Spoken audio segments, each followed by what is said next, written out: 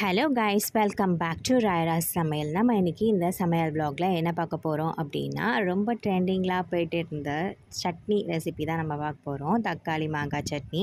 வாங்க இந்த வீடியோக்குள்ளே போய் எப்படி பண்ணுறதுன்னு பார்த்துடலாம்.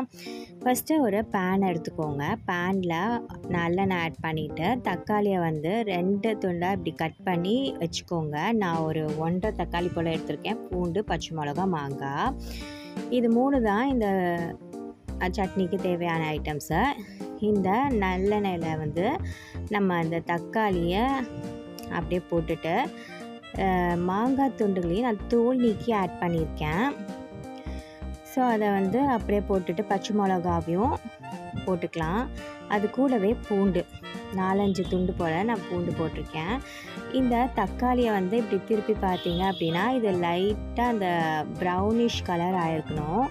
கீழே அடி பிடிச்ச மாதிரி இருக்கும் இல்லையா, அது மாதிரி வந்துச்சுன்னா ஸோ தக்காளி நல்லா வெந்திருக்குன்னு அர்த்தம். அதை மிக்ஸி ஜாரில் ஷிஃப்ட் பண்ணிவிட்டு தக்காளி, மாங்காய், பூண்டு, பச்சை மிளகா இது எல்லாத்தையுமே மிக்ஸி ஜாரில் ஷிஃப்ட் பண்ணிவிட்டு இது கொஞ்சம் ஆறுனதுக்கப்புறமா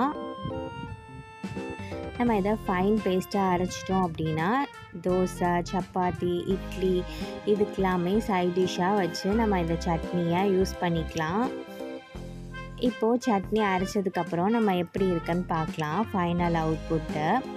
அது கூடவே நம்ம ஒரு சில திங்ஸ் ஆட் பண்ணோம். வெங்காயம், கொத்தமல்லி,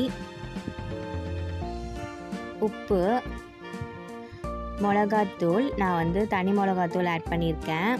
வாங்க அரைச்சிட்டு வந்துடலாம். அரைச்சோன்னே இந்த ஃபைனல் அவுட்புட் இப்படி தான் இருக்கும். இதெல்லாம் இந்த vlog உங்களுக்கு பிடிச்சிருக்கு அப்படின்னா ஒரு லைக் பட்டன் தட்டி விட்டுருங்க. மறக்காமல் ராயரா vlog-ஐ சப்ஸ்கிரைப் பண்ணுங்கள். இன்னொரு ரெசிபியோட இன்னொரு vlog-ல நான் உங்களை மீட் பண்ணுறேன். அது வரைக்கும்